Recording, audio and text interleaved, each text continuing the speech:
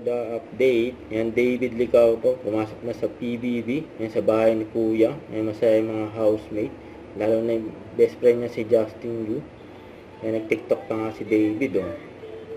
Yan, Kim Sun Woo, yan smile challenge, yun, oh. Kasi Barbie naman, an event for close up, dyan sa World Trade Center, mga pa-picture kay Barbie. Yung nakakulay green siya. Ang daming pangang tao dyan, no? Thank you so much, Unilever family. Thank you so much, Closet family. Maraming salamat po.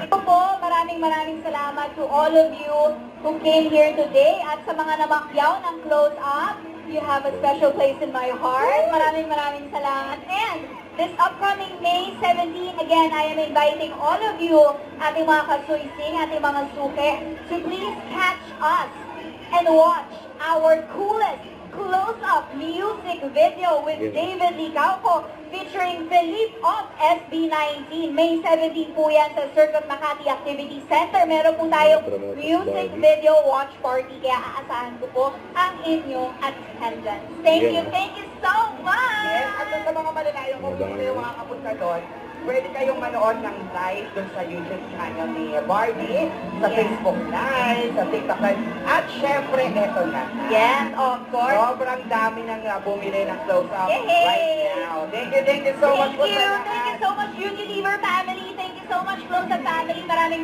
salamat po. Yun. And of course, our pride. Don't forget to subscribe and click the notification bell for more updates. This is with Georgie Action Vlog. Stay tuned for more videos. See ya.